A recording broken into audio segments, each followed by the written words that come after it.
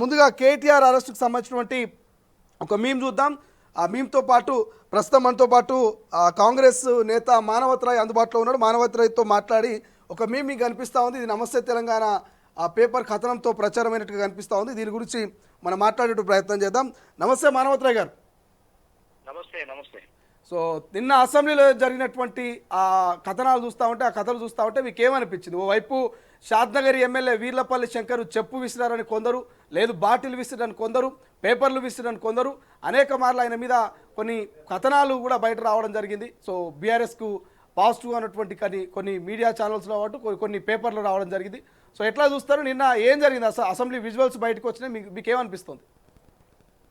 ఇప్పుడు ఏదో రకంగా అసెంబ్లీని చర్చ జరగకుండా, ప్రజా సంక్షేమ పథకాలు ముందుకు పోకుండా, ధరణిలో డొల్లతనం మొత్తం కూడా బయటపడింది కాబట్టి, ధరణి పేరు చెప్పుకొని దాదాపు రాష్ట్రంలో ప్రభుత్వ భూములు మొత్తం కూడా కాజేశారు, ఖరీదైన భూముల్ని కాజేశారు కాబట్టి ఆ అంశంలో చర్చ జరగొద్దు.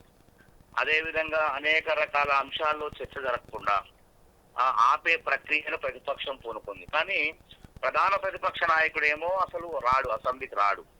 వీళ్ళందరినీ ఆడ ఉసుగొలిపేసి అసెంబ్లీ సమావేశాలు సజావుగా జరగకుండా కావాలని చెప్పి వెళ్ళోకి దూసుకుపోయి అదే స్పీకర్ పైన, ఒక దళిత స్పీకర్ పైన ఆ కాగితాలు విసిరేసి ఘోరమైన అవమానానికి పాల్పడుతూ అరాచకానికి నాంది పలుకుతున్నారు ప్రతిపక్ష పార్టీ బీఆర్ఎస్ నాయకులు. ఇది అప్రజాస్వామికమైనటువంటి చర్య. సజావుగా జరిగే విధంగా నిర్మాణాత్మక ప్రతిపక్షంగా వ్యవహరించాలి. అట్లా కాకుండా సభ జరిగితే వీళ్ళ ఉనికే ప్రమాదం ఏర్పడుతుంది. మొత్తం వీళ్ళ భాగవతం బండారం మొత్తం కూడా మంత్రులు, ముఖ్యమంత్రి బయట పెడుతున్నారు. కాబట్టి అవన్నీ కూడా బయటికి రాకుండా ఉండాలంటే సభ జరగవద్దు, ఏదో గొడవ సృష్టించాలి, ఎంతకైనా తెగించాలి అని చెప్పేసి వాళ్ళ నేరాల గురించి కూడా ఒక్కొక్కటి కూడా వెలుగులోకి వస్తున్నాయి. కాబట్టి ఈ నేరాలు అంశాలు ఎన్ని ఘోరాలు నేరాలు బయటికి రాకుండా ఉండాలంటే ఏదో ఒక రగడ సృష్టించాలని చెప్పి వాళ్ళు కృత్రిమంగా గొడవ చేసినట్టు మనకు కనపడుతుంది. మానవతరాయ్ గారు, కేటీఆర్ అరెస్ట్ మీద అనేకమైనటువంటి ట్రోల్స్ మీమ్స్ వస్తూ ఉన్నాయి. సో మీకు కూడా మేబీ వాట్సాప్లోనూ అక్కడనో ఇక్కడ కనిపించవచ్చు. మనం ప్రస్తుతం తొలి వెలుగు స్క్రీన్ మీద ఒక కథనం చూస్తూ ఉన్నాం. నమస్తే తెలంగాణ పేపర్ ఇటు వచ్చినటువంటి ఒక ఫేక్ కథనంలా కనిపిస్తూ ఉంది. ఎందుకంటే ఇది ఒరిజినల్ కాదు, కానీ ఫేక్ కథనం మీకు వచ్చే ఉండొచ్చు.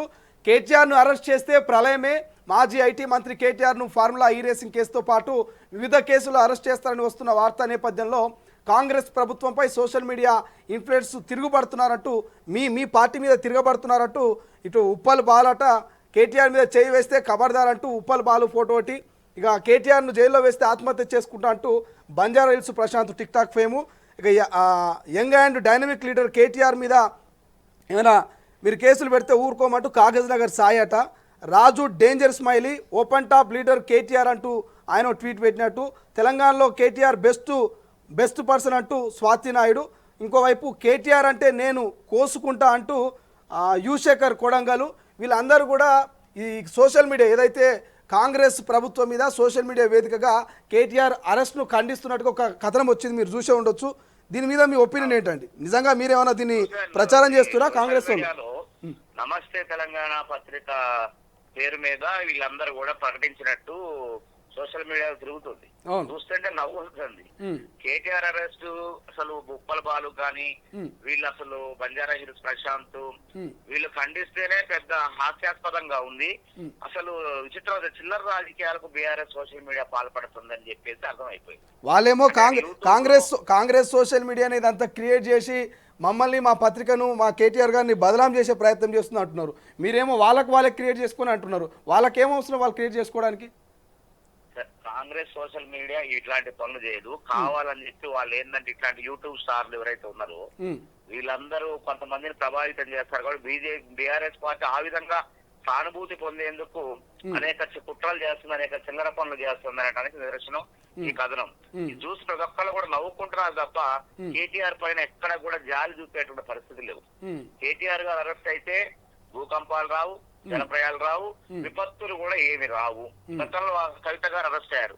కవిత గారు అరెస్ట్ అయినప్పుడు కూడా హైకోర్టు, సుప్రీంకోర్టు ఏం చేసింది? అరెస్ట్ చేద్దని చెప్పింది కొద్ది రోజులు తాత్కాలిక ఉపశమనం వచ్చింది. అట్లా కేటీఆర్ గారికి కూడా నిన్న తాత్కాలికమైన ఉపశమనం వచ్చింది.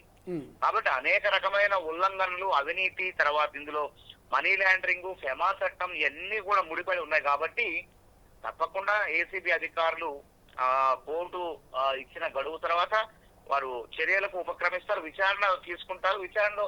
విచారణ జరిగితేనే కదా వాస్తవాలు వీళ్ళకి వచ్చేది.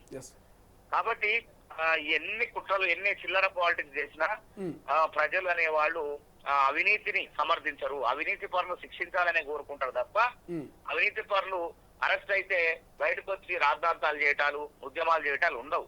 కాకపోతే బీఆర్ఎస్ కార్యకర్తలు ఏదో పెద్ద 1-2 రోజులు ఏదైనా చిన్నపాటి కార్యక్రమాలు చేస్తారు తప్ప అంతకు మించి ఏమి ఉండదని మా అభిప్రాయం.